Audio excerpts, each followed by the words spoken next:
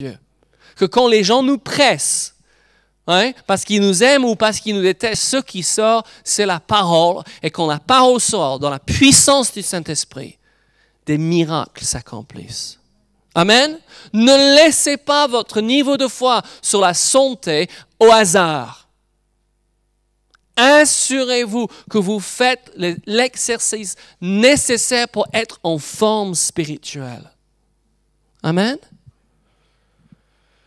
2 Thessaloniciens 1, 3. Peut-être vous y tournez. Thessaloniciens, c'est avant Timothée. 2 Thessaloniciens 1, 3. Peut-être vous dites, mais ma foi est si petite, mais c'est pourquoi vous êtes là. Et nous vous félicitons. Et j'espère que vous allez suivre tous les cours sur l'enseignement. Amen. L'école, c'est une bonne chose. Malheureusement, nous avons quelques attitudes envers l'école parce qu'on était forcé en tant que gamin s'asseoir dans les classes qui étaient au moins semblées très inutiles, n'est-ce pas? On était obligé, donc la plupart des gens, après le bac ou après quelques années de l'école, on laisse tomber les livres, on laisse tomber l'enseignement et on ne veut plus rien savoir. Mais en tant que chrétiens, nous sommes devenus enfants de Dieu et disciples. Et le propre d'un disciple, c'est quoi? C'est d'apprendre à côté du maître tout en mettant en pratique, n'est-ce pas? Oui? Vous êtes d'accord? Les grands maîtres prenaient toujours des disciples avec eux, non pas dans une classe pour apprendre en théorie, mais pour aller travailler avec eux sur un fresque. Moi, je jouais le violon, et il y avait tellement de violons qui sont manqués disciples de... Un des Stradivarius, par exemple, n'est-ce pas? Un des grands maîtres. Et nous sommes des disciples du plus grand maître. Donc, on se met à l'école de Dieu et on se met à l'école donc de la santé, de la guérison divine, parce qu'on veut apprendre et grandir, être de plus en plus puissant. Amen? J'espère que vous désirez ça. Votre santé va s'améliorer. Mais nous espérons qu'il y aura un résultat encore bien plus important. C'est que vous allez partager cela avec les autres. Qu'est-ce qu'il dit en 2 Thessaloniciens? C'est difficile à dire ce nom. 1, 3. Nous devons à votre sujet, frères, rendre continuellement grâce à Dieu, comme cela est juste, parce que votre foi, qu'est-ce que leur foi fait? De grands progrès et que la charité de chacun de vous, tous à l'égard des autres, augmente de plus en plus. La foi, écoutez-moi bien, la foi n'est pas de la tête, la foi est du cœur. Et quand la foi dans n'importe quel domaine est en train d'augmenter, nous sommes en train de donner place à notre cœur. Nous sommes dans une société, dans une culture où on a donné tellement raison à notre raison. N'est-ce pas? Et nous allons travailler notre cerveau, mais souvent au dépend de notre cœur. Vous êtes d'accord? Et nous avons besoin maintenant, nous avons besoin d'éduquer notre cœur et libérer notre cœur. Et quand vous travaillez un domaine ou d'autre de la foi, vous allez voir que ça va donner place à l'amour et la charité dans votre cœur. Amen? J'espère que c'est une bonne nouvelle pour vous. Mais Paul les a félicités parce que leur foi fait des grands progrès. Dis ceci avec moi, ma foi fait des grands progrès parce que je prends des bonnes décisions et je prends le temps nécessaire. Et gloire à Dieu pour les gens qui organisent de telles écoles. Amen. Gloire à Dieu. Amen. Il faut les apprécier, il faut le remercier. Vous pouvez les écrire et le remercier, les encourager parce que ça exige énormément d'efforts. Pour nous, nous avons seulement besoin d'arriver et d'enseigner. Gloire à Dieu qu'on n'a pas eu besoin de faire toutes les logistiques. Je connais mes dents. Notre foi est censée croître continuellement. Mais nous devons commencer là où nous sommes. Ne passez pas votre temps à vous comparer continuellement avec votre voisin. On se fait des mauvais sons parce qu'on se compare tout le temps avec quelqu'un ou quelqu'un qui est tellement supérieur à nous qu'on n'arrive même pas à ses chevilles ou quelqu'un qui ne fait rien de tout pour qu'on peut lâcher prise. n'est-ce pas? Il faut qu'on se compare avec l'image de Christ. Amen. Que nous disons, qui est-ce que je dois être, moi? Parce que je n'arriverai jamais à être Jean-Louis. Je n'arriverai jamais à être comme Laura. Une Laura suffit, n'est-ce pas?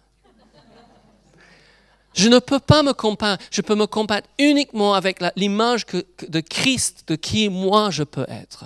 Amen? Oui? Mais je dois croître, je dois grandir.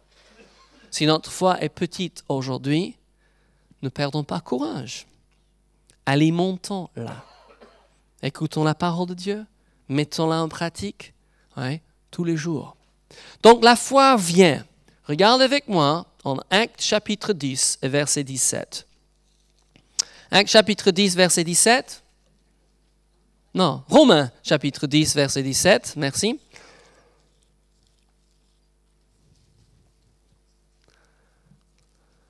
Vous savez, j'habite en appartement, nous habitons Nice. Quelques-uns ont déjà visité Nice? Oh, c'est dommage. Vous devez tous, avant que vous mourrez, vous devez visiter Nice au moins une fois. C'est un des merveilles du monde, d'accord?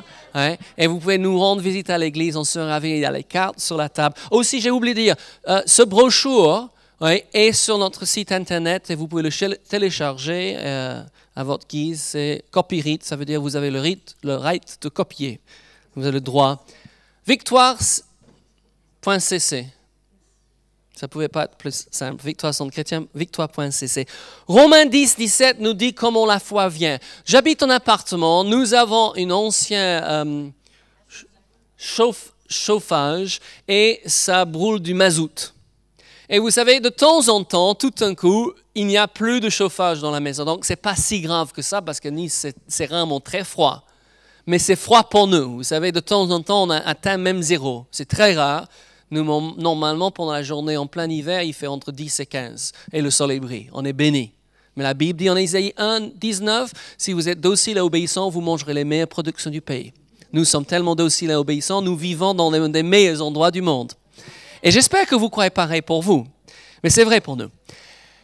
Mais quand le chauffage s'arrête, normalement, c'est parce qu'il n'y a plus de mazout. Et on fait venir un camion. Et le camion vient et remplit la cuve de mazout et à nouveau, nous avons du chauffage. Vous suivez? OK? C'est pareil. Si votre foi fait... qu'est-ce que c'est le mot que je cherche? Pas faillite, mais... défaillance, il faut faire venir la foi. Donc, moi, j'étais éduqué comme beaucoup d'entre vous. J'ai cru que où on avait la foi, on n'avait pas la foi. On parlait d'une femme qui avait une grande foi, un monsieur qui avait une grande foi. Et la plupart d'entre nous, on n'avait pas.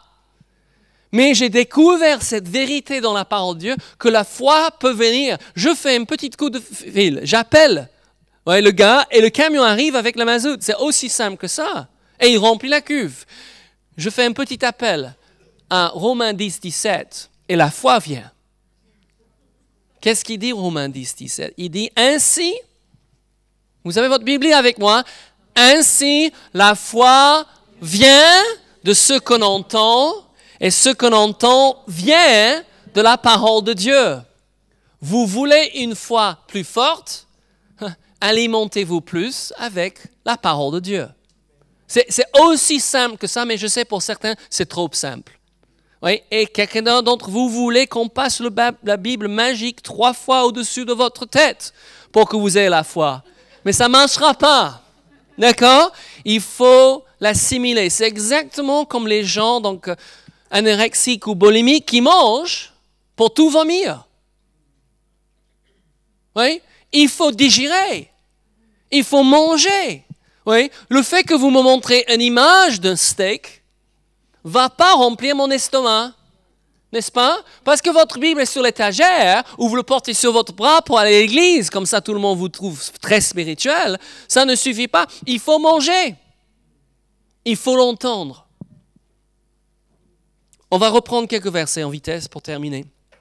Terminer, c'est un grand mot parce qu'on ne termine pas de tout. On va prier.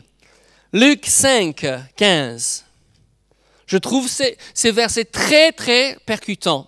Parce qu'ici, on entend parler d'un groupe de gens, et dans tout le groupe, tout le monde était guéri.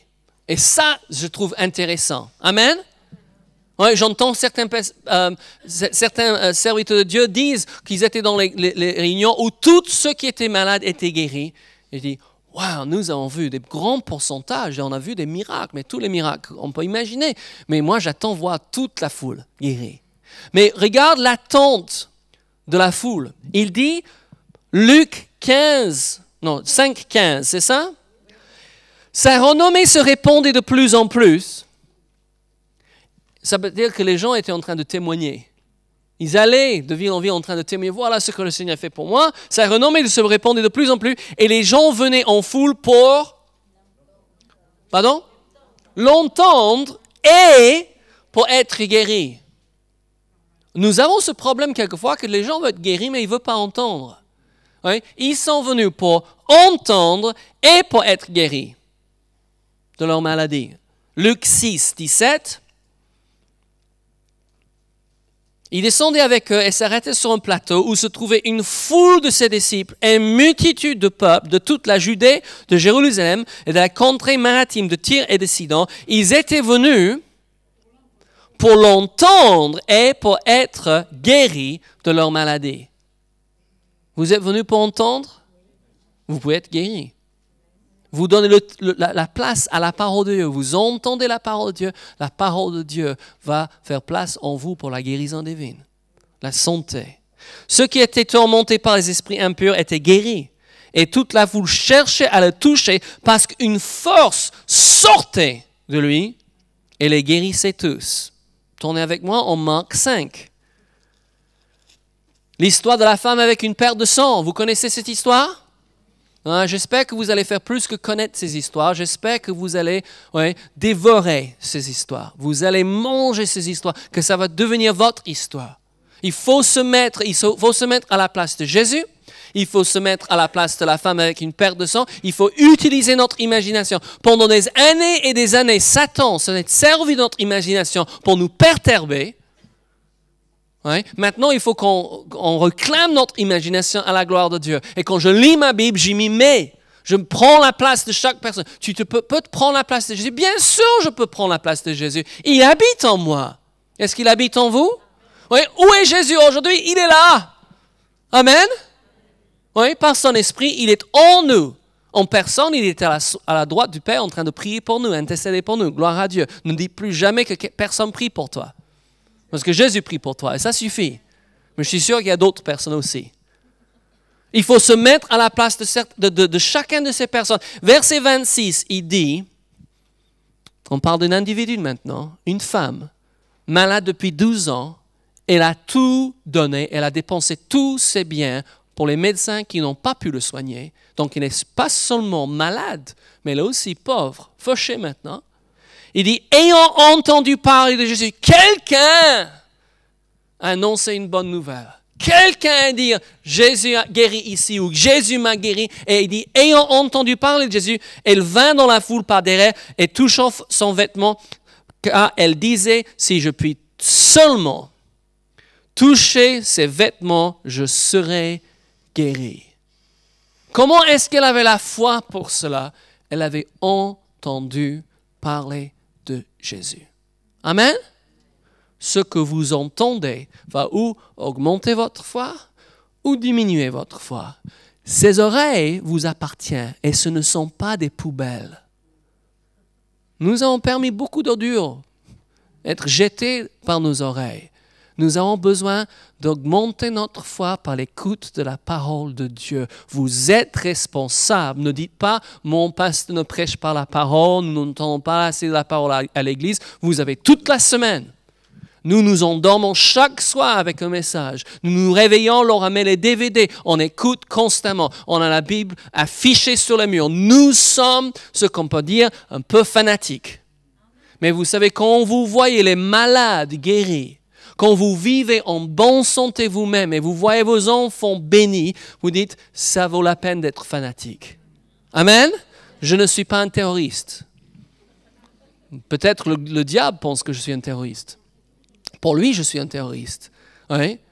Mais je suis un fanatique pour Dieu, dans le bon sens.